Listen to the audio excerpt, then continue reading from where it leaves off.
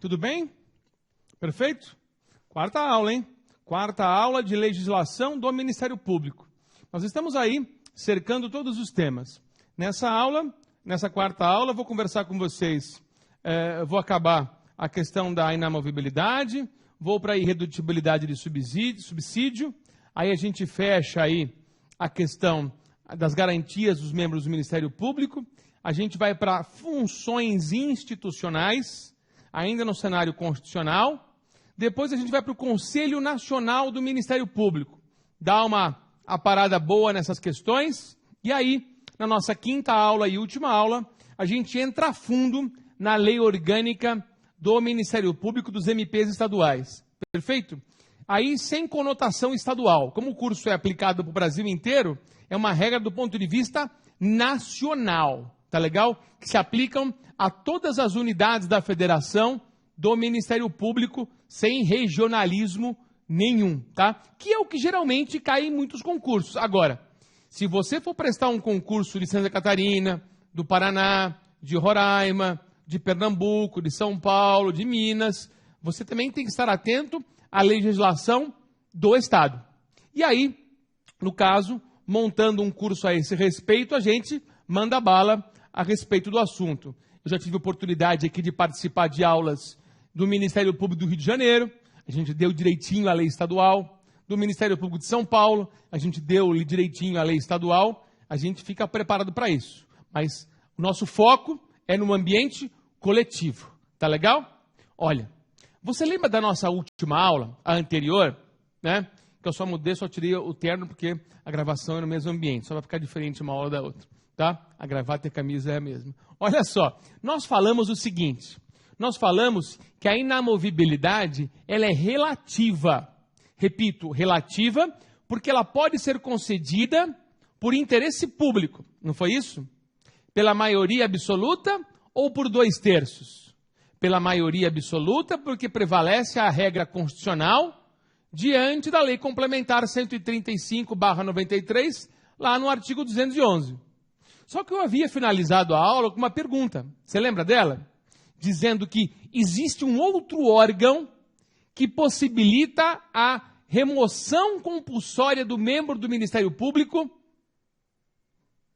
que não pelo Conselho Superior do MP. Essa regra está. Cadê? Vamos lá. Essa regra está. Essa regra está. Então, remoção compulsória, você já sabe disso, que a regra é por quem? Pelo Conselho Superior do Ministério Público, pela maioria absoluta. Absoluta. Tranquilo. Essa é a regra. A exceção. Exceção do ponto de vista do conhecimento, né? Não por quantidade. Eu vou colocar o dispositivo. Artigo 130-A, parágrafo 2º, inciso 3. Pelo Conselho, atenção, nacional. Esse Conselho do Superior do Ministério Público é um conselho interno estadual. E aqui é o Conselho Nacional do MP, conhecido pelo CNMP, na nossa querida cidade de Brasília. O que fala esse dispositivo, meus futuros colegas promotores? Vamos abrir? Vamos abrir? O 130-A. Lá está escrito assim: o Conselho Nacional do MP compõe-se de 14 membros, nomeados pelo Presidente da República, depois de aprovada a escolha pela maioria absoluta do Senado Federal, para mandato de 2 anos, admitida uma recondução sendo. Tá, beleza. O que compete a esse conselho, já que ele não é interno de cada Ministério Público? Diz assim: compete ao CNMP o controle da atuação administrativa. e financeira do Ministério Público e do cumprimento dos deveres funcionais dos seus membros. Ah, então o promotor de justiça não está cumprindo seus deveres funcionais. Será que a gente pode removê-lo compulsoriamente? Será que isso é possível? Sim. A gente tem que ver o inciso 3. E o inciso 3 é longo da Constituição, tá vendo? Olha só. Olha só.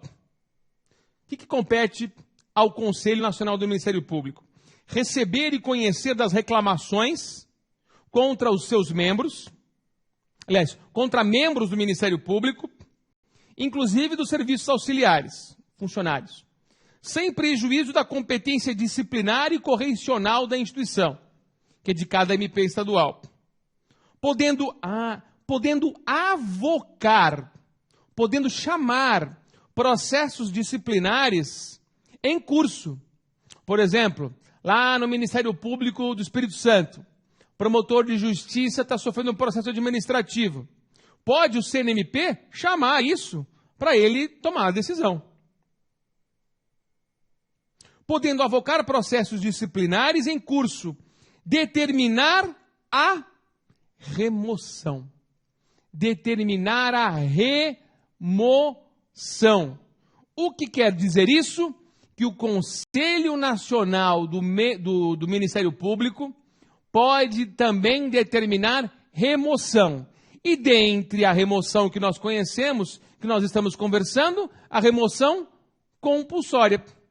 Remoção compulsória, fala aqui no quórum? Não fala. Mas aí a gente aplica subsidiariamente aquilo que é objeto da regra, que é a maioria absoluta.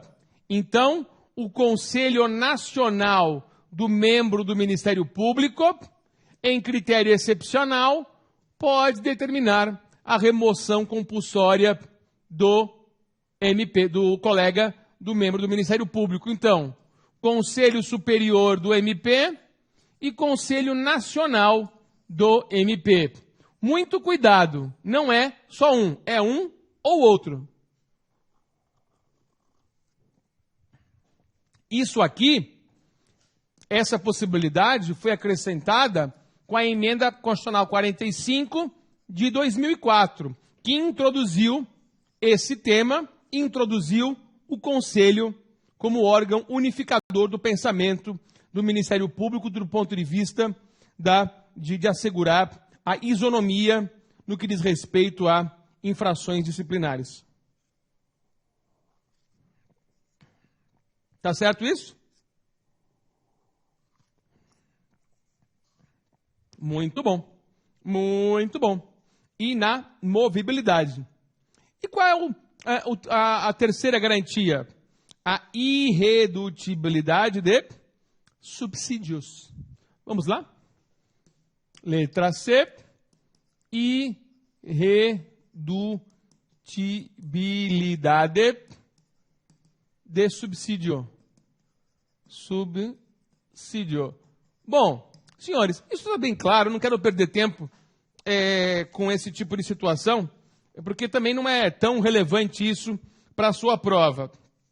O que eu quero mostrar para você é o seguinte, é que o membro do Ministério Público, ele não pode sofrer depreciação no que ele ganha. Porque senão pode ser um tipo de pressão do poder público dizer, olha, a gente vai reduzir o seu salário, porque se você não arquivar aquilo, se você não tomar essa postura, a gente vai tomar uma postura administrativa muito mais, digamos assim, perigosa para você. Você está entendendo? Não. O membro do Ministério Público tem que ter independência para atuar, inclusive processando grandes agentes da nação. E por que não chefes de poder também? Então, essa independência é importante. E essa garantia é fundamental porque não pode o poder público, com o poder e influência que tem, tentar, de uma certa forma, reduzir o quanto ganha um membro do Ministério Público. Aqui, senhores, eu destaco a palavra subsídio. Subsídio. O que é subsídio? É parcela única de remuneração. De remuneração. Então, o membro do Ministério Público sempre vai ganhar uma parcela que é equivalente à porcentagem de quanto ganha um ministro do Supremo Tribunal Federal. Tudo bem? Ótimo. É isso que eu gostaria de conversar com você nesse primeiro momento. Tá legal? Tudo bem. Vimos aqui as vedações e vimos aqui as garantias. Vamos fazer uma observação aqui, antes de mais nada? Eu vou introduzir agora, na nossa aula, um dispositivo que pode ser de grande interesse para você e que me interessa muito também, né? Como professor e também como fui estudante aqui no Damásio. Ingresso na carreira. Um capítulozinho, antes de a gente entrar em funções institucionais. Então, antes de a gente entrar em funções institucionais, vamos no ingresso na carreira. Vamos lá? Vamos lá, meninos. Então, o tópico de agora. Ingresso na carreira. Na carreira, tá? Obviamente, do nosso querido e estimado Ministério Público. Tá. Isso aqui, meus caros amigos, está no artigo 129, parágrafo 3º da Constituição Federal. Ótimo. É simples, hein? 129, parágrafo 3º. Olha só. Como é que é isso? Vamos lá. Eu estou em mãos com o 129, parágrafo 3º aqui. E fala o seguinte. O ingresso na carreira do Ministério Público far-se-á mediante concurso público. É isso que você está disputando. De provas e títulos. Assegurada a participação da OAB em sua realização. É aqui a atividade de freios e contrapesos. Ou seja, o órgão do Ministério Público é fiscalizado pela OAB no regime de ingresso da sua instituição. Tá? Então isso é muito importante do ponto de vista prático e teórico também. Exigindo-se, aí vem a questão que te interessa, exigindo-se do bacharel em Direito, no mínimo, 3 anos de atividade jurídica. Isso que eu quero falar com vocês. 3 anos de atividade jurídica. 3 anos de atividade jurídica. Meninos, se vocês precisarem de qualquer questão, a Letícia, que está operando aqui a nossa mesa eletrônica aqui, né? Ela pode colocar o meu Twitter aí. É @prof_clever. Prof_clever. Obrigado, Letícia. Se você tiver qualquer tipo de dúvida, você pode me mandar no Twitter, tá legal? Que eu vou ter o maior prazer de ajudar você. Muitas pessoas me perguntam isso aqui, que eu estou dando em sala de aula agora. O que são esses 3 anos de atividade jurídica? E quando que eu preciso comprovar esses 3 anos de atividade jurídica? Senhores, a atividade jurídica, ela está regulamentada pela resolução 141 do CNMP. Olha só, resolução número 141 do CNMP, dentre outras. Mas essa eu quero trazer destaque. Quando que eu tenho que comprovar esses 3 anos? Em que momento? Porque é o seguinte, o concurso público ele abre aqui, mas ele vai. Pode demorar 1 ano. E suponha que no dia da abertura do concurso público, eu tenho como atividade jurídica 2 anos e meio de advocacia. Puxa, não completei o 3.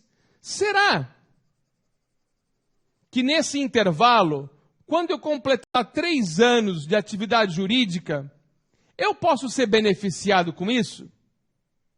Ou seja, em que momento é aferido, é conferido, é verificado os 3 anos de atividade jurídica? A resposta é, anote aí, na inscrição definitiva do concurso. Isso vai depender de cada edital. Então, na hora em que abrir o concurso, você vê lá. Quando que é o dia da inscrição definitiva? Quando que é? Dia X? Esse dia eu tenho que ter 3 anos de atividade jurídica. Se eu não tiver, eu estou eliminado do concurso por falta do requisito estabelecido na Constituição. Senhores, inscrição definitiva. Atenção! O camarada vai responder que é no dia da posse. Está errado. Não é no dia da posse. No dia da posse era até então. Como assim era até então? Até a edição da Resolução 141 do Conselho Nacional do Ministério Público. Até então, essa resolução é nova, é de 2016. É de 2016, recente. Uma das últimas resoluções. Você pode verificar na internet aí. Até então, era no dia da posse. Hoje, a interpretação que se dá é na inscrição definitiva. Tá legal? Muito cuidado com isso. Tá, tudo bem, Cleber. Mas, eu quero saber o que é a atividade jurídica. O que é a atividade jurídica? Atividade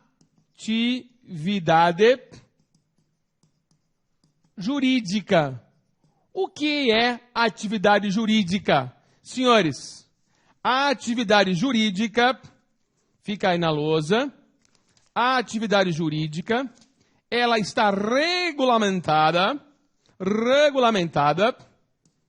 na resolução do Conselho Nacional do Ministério Público de número 40. Tudo bem? 40.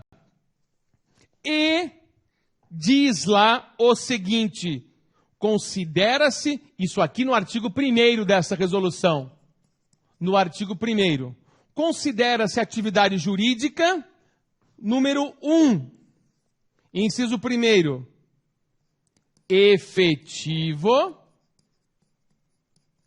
exercício de advocacia, inclusive voluntária, é a pro bono, onde você não ganha honorários, inclusive voluntária, né? Com participação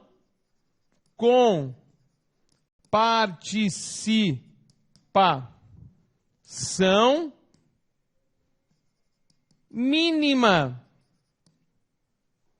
em 5 atos privativos de advogado.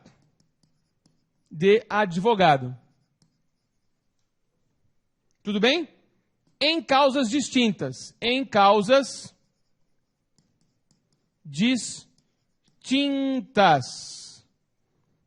Essa participação aqui, mas e essa participação? Ela é anual. Eu fiz de propósito. Anual. Eu tenho que ter 5 participações de atos de advogado. E aí, qual é o ato de advogado que eu vou participar? Aí você vai ler. Você vai lá na lei, né, no estatuto da OAB, e vai verificar o que são atos privativos de advogado. Tudo bem? E aqui, isso já conta o tempo. Então, o que eu tenho aqui? Eu exerci a advocacia por quanto tempo? 2 anos? Ótimo. Guarda os 2 anos na poupança. Porque são 3? São 3. Ah, então falta 1. Eu posso pegar esse 1 de outro inciso? Posso. Sem problema nenhum.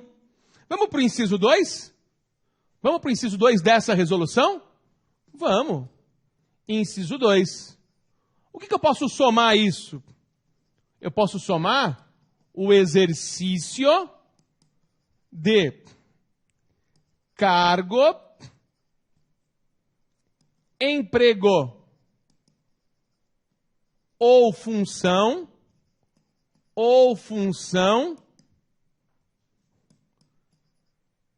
inclusive de, olha só, de magistério superior,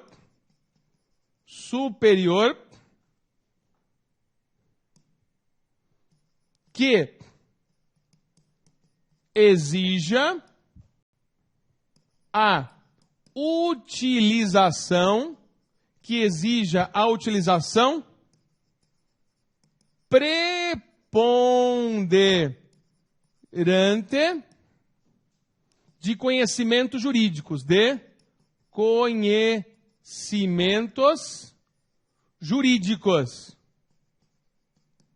Clever, dá para explicar direitinho isso aqui? Tá, sem problema. Olha só. O exercício de cargo, emprego ou função, inclusive de magistério superior, que exija a utilização preponderante de conhecimentos jurídicos. Ou seja, um cargo privativo de bacharel em direito. Cargo, emprego ou função, né? Emprego ou função em que a lei exija privatividade de bacharel em direito.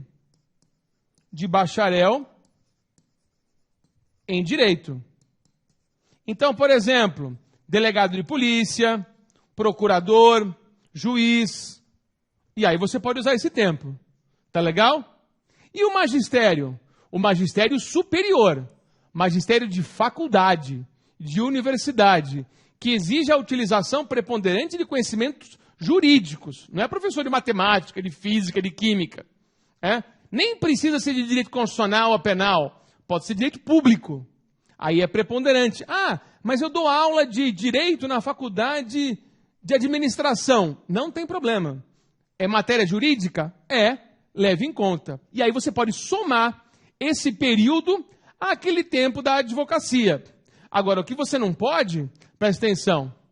Olha só, vem aqui. O que você não pode é, por exemplo, eu sou advogado e ao mesmo tempo professor. Estou há 1 ano como advogado, mas nesse mesmo ano estou dando aula na faculdade. Eu posso somar esses 2 períodos? 1 mais 1, 2? Não. Porque eu estou utilizando esse período ao mesmo tempo. É 1 ano exercendo as 2 funções. Tem que ser separadamente, tem que ser por acessão. Tá legal? Para completar os 3 anos de atividade jurídica. Tudo bem? Ótimo! Anotou?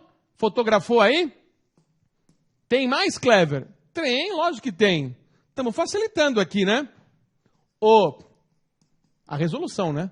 O exercício de função. O exercício de função de, isso muita gente usa, conciliador em tribunais judiciais. Os juizados especiais,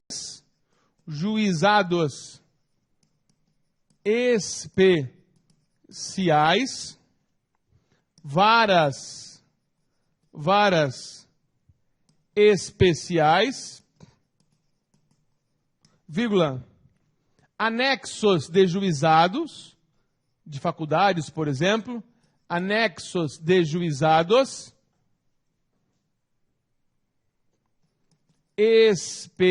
especiais ou varas, mas sempre na qualidade de bacharel em direito, hein? Estudante não. Assim como o exercício de mediação mediação ou de arbitragem. De arbitragem. Na composição de litígios. Na composição de litígios. Litígios. Tudo bem? Ah, mas atenção. Cuidado. Pelo período mínimo de 16 horas. 16 horas. Mensais. Mensais. E durante um ano. Durante um ano. Você não pode pegar aí período de 6 meses. Não, você tem que completar um ano. E aí você pega esse ano. Tudo bom? Tá legal? Ótimo! Tá legal? Muito bem. Fácil isso? Olha, fácil. Mas eu vou trazer uma grande novidade para você. Pós-graduação, mestrado e doutorado contam como atividade jurídica? Porque, por exemplo, o sujeito não quer advogar, ele quer prestar o concurso e ele vai se especializar. Pode a pós-graduação servir como atividade jurídica para completar o período de 3 anos? Resposta, sim. Então, não está no inciso 3, mas está, senhores, aqui no artigo 2º da resolução. No artigo 2º da resolução. Pós-graduação, sim. Pós, sim. Jura, Clever? Juro, sem problema. Como é que funciona isso aqui? Olha só. Só que tem uma situação. O parágrafo 3º deste artigo 2º fala que pós-graduação lato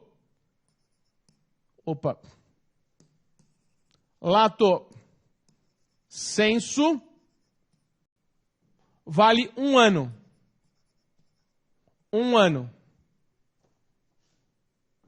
Mestrado. Isso aqui é especialização, tá, gente?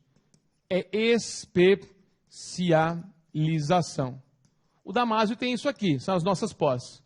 1 ano. Tá? Mestrado. Mestrado. Vale quanto? 2 anos. Doutorado. Doutorado. Vale 3 anos. Você sabe que você não precisa primeiro fazer por essa ordem. Só um exemplo para você. Eu, Clever, tenho mestrado e doutorado. Eu não fiz especialidade. Eu podia fazer o doutorado na frente, depois fazer o mestrado. Não tem uma ordem. Mas olha, suponha, você pode fazer o mestrado em 4 anos. Mas ele vai valer como período de 3 anos. Eu posso fazer o mestrado em 5 anos, mas ele vai computar só 2 anos. Eu posso fazer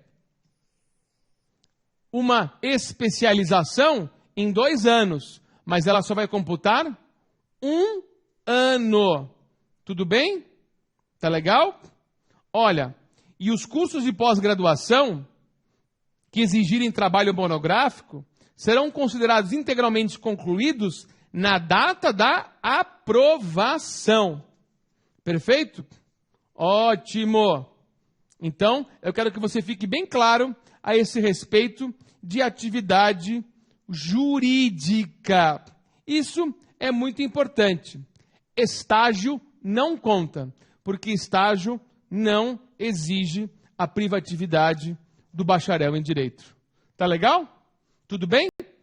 Resolvida essa questão do concurso público, já sabe o que pode para o Ministério Público e o que não pode, e quando que eu tenho que apresentar esses 3 anos, na inscrição definitiva e não na posse. Tudo bem? Mais à frente, preparado aí? Temos bastante tempo ainda, a gente vai aqui para funções institucionais do MP. Vamos lá? Vamos lá. Estou acelerado hoje, hein? Funções institucionais do Ministério Público. Cai bastante. Cai bastante. Funções institucionais. Vamos lá, meninos. Artigo 129 da Constituição Federal. Clever, e as leis orgânicas? Calma. Calma, filhinho. Na última aula dou todos os segredos para você. A sua aprovação estará na lousa. Depois você paga a cerveja. Tudo bem? O cara paga uma caixa inteira, né? Olha só. Vamos lá, meninos. 129. 129 da Constituição. Abriu? Abriu. Lá está. São funções institucionais do Ministério Público promover privativamente a ação penal pública. Vou colocar na lousa. Pode parecer ridículo, pode parecer óbvio, mas eu vou fazer pegadinha para você. Promover privativamente. Gente, eu falei privativamente ou exclusivamente? Privativamente. Privativamente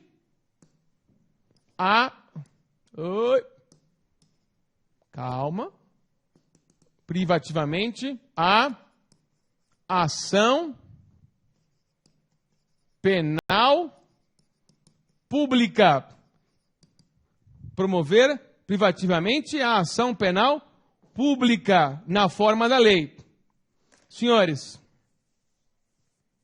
e a ação penal privada? A ação penal privada cabe ao ofendido ou seu representante legal, nos 6 meses após o conhecimento de quem é o autor do fato. Agora, vocês todos sabem que se o membro do Ministério Público não promover a ação penal pública, seja ela incondicionada ou condicionada à representação, cabe o quê? A ação penal privada subsidiária da pública. Então, muito cuidado. Senhores, nós temos aqui o artigo 5º, inciso 59, que flexibiliza a questão diante das regras de freios e contrapesos, possibilitando a ação penal privada subsidiária da pública. Subsidiária da pública. Você já é especialista em processo penal, sabe bem o que eu estou dizendo. Tá legal? Então, a ação não é exclusiva, ela é privativa, porque o 5º 59 possibilita que o ofendido promova a ação se o Ministério Público não promover esta demanda no prazo legal direitinho. Tudo bem? Tá legal. Esse é o inciso 1º. Inciso 2º das funções institucionais. Vamos lá? Inciso 2º. O bom da aula online é que se eu tiver muito rápido, você pode dar um pause, relaxar, né, e continuar. Zelar pelo efetivo respeito dos poderes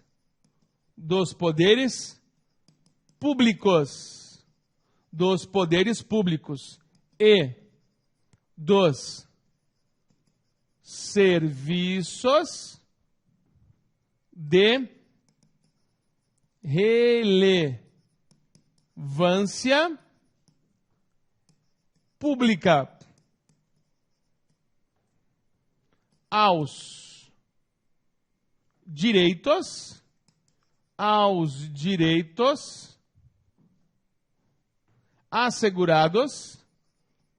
assegurados nesta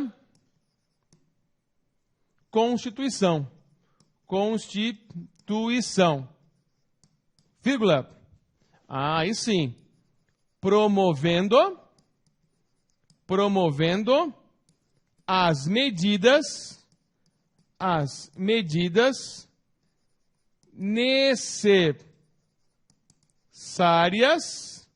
necessárias à sua garantia.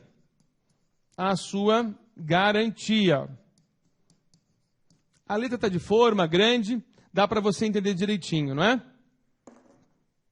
Olha só, meninos. Qual é o destaque que o professor Clever vai dizer para você agora sobre esse assunto? A questão é a seguinte: nós estamos diante do direito constitucional, no mínimo, de terceira geração. No mínimo, de terceira geração. E a terceira geração, no mínimo, diz que os direitos meta ou transindividuais, difusos e coletivos, também podem ser tutelados pelo MP.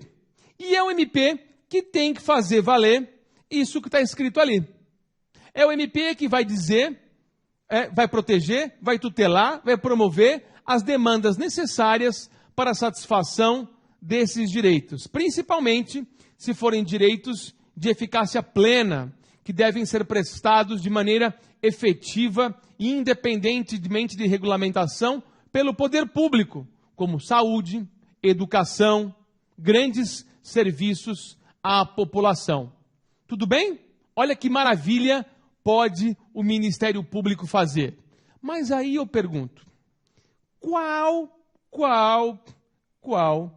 é o instrumento cabível para um membro do Ministério Público tutelar esses direitos meta-individuais? Ah, professor, eu conheço. Eu conheço a ação civil pública. Muito bem. Mas não tem um mecanismo de investigar antes? Tem o quê? O inquérito civil. Vamos dar uma olhadinha? Vamos dar uma olhadinha no inciso 3, então? No inciso 3, que é a terceira função institucional. Terceira função institucional, promover o inquérito civil. O inquérito civil e a ação civil pública. Vou comentar isso aqui bonitinho. Para proteção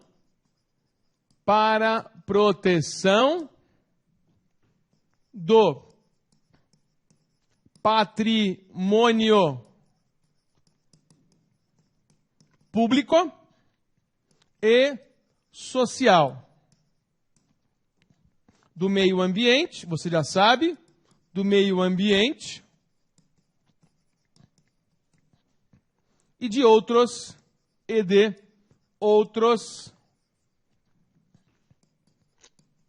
interesses difusos e coletivos. Qual o destaque que eu tenho que falar para você dentro dessa minha disciplina sobre esse assunto aqui? Primeiro, nós temos aí uma norma que é a Lei da Ação Civil Pública. E essa Lei da Ação Civil Pública, ela fala que o titular do inquérito civil, de forma exclusiva, é o Ministério Público. O que quer dizer isso? Não pode outra pessoa presidir inquérito civil senão o membro do MP. Não conta nada isso para o defensor público, para a defensoria pública. Porque defensoria pública não tem nas suas mãos um inquérito civil. O inquérito civil é instrumento privativo de investigação do Ministério Público. Perfeito? Então, meus caros amigos, olha só. O artigo 8º,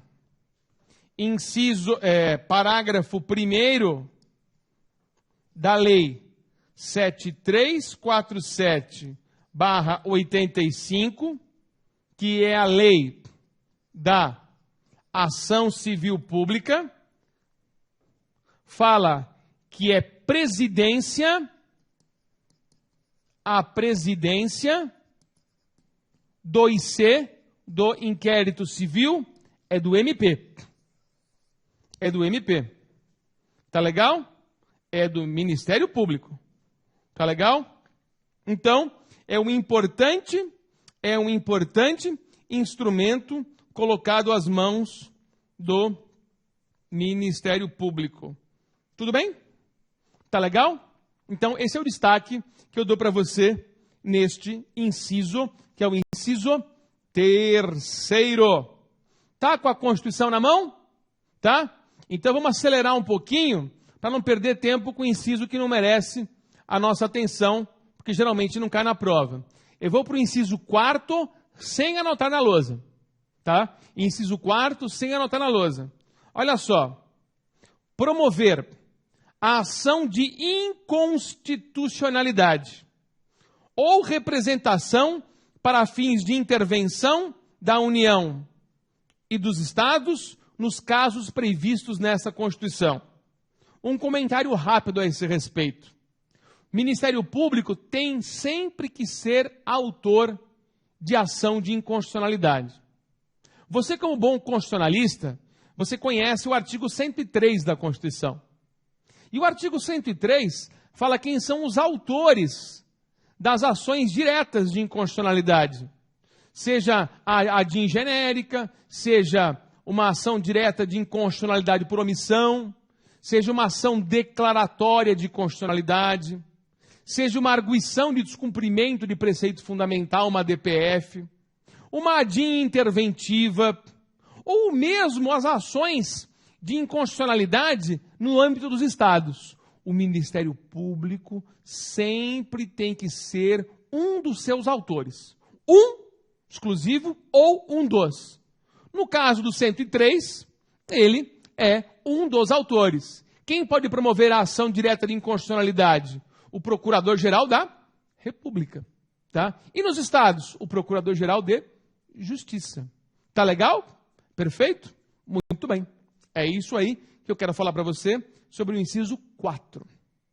O inciso 5, rapaz. O inciso 5 eu já vi muita gente no exame oral dançar. E você não vai errar aqui, não.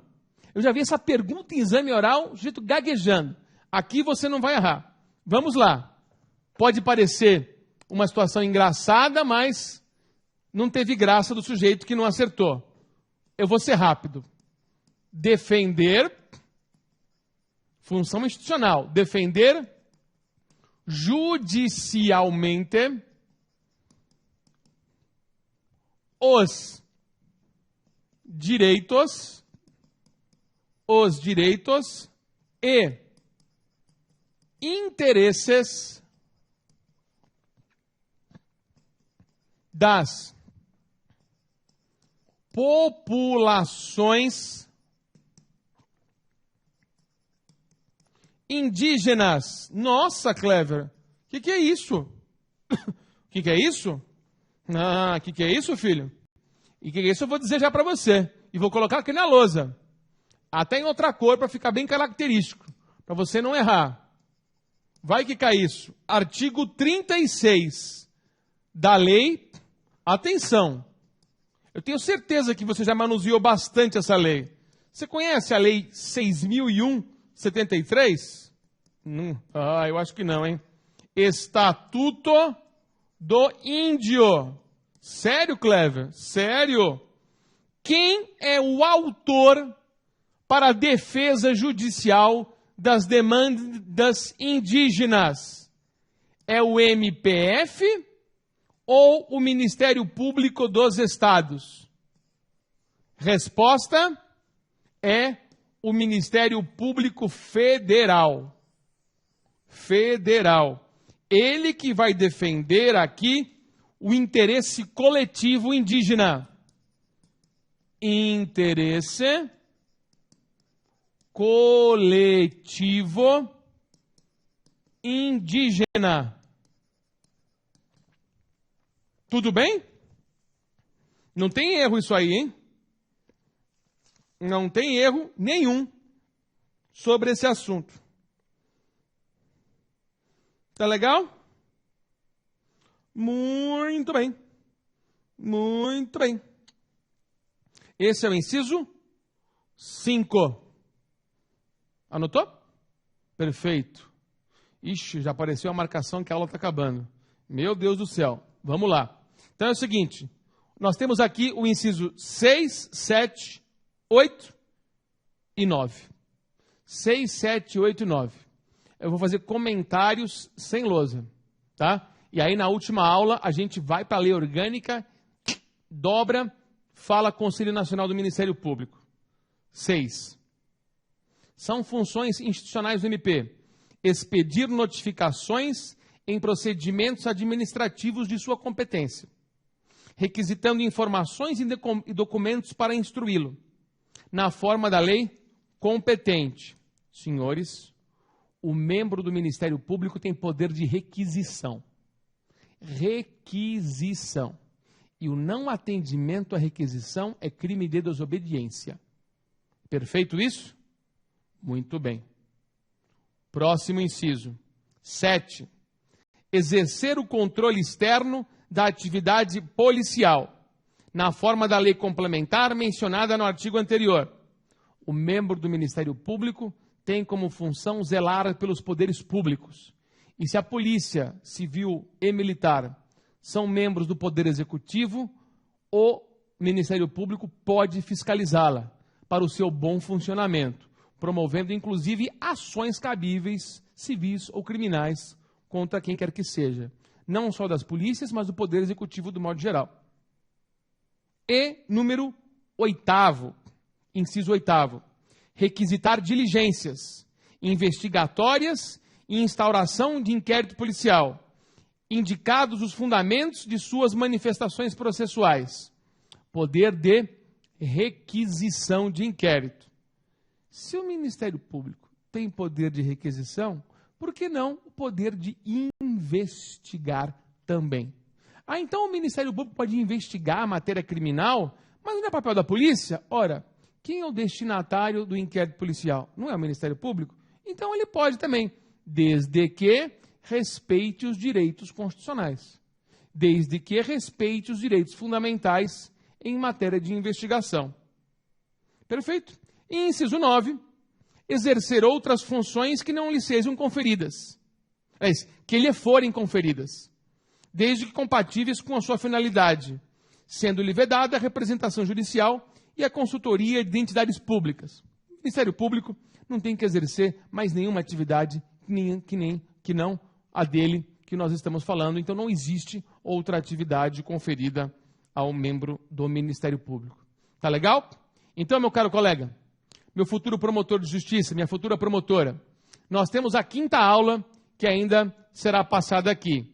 Nessa última aula, hoje eu encerro as funções institucionais, nós falaremos sobre Conselho Nacional do Ministério Público e a legislação que se aplica aos ministérios públicos estaduais. Tudo bem? Não perca a nossa última aula, esta é a 4ª, até a nossa 5ª aula. Tchau!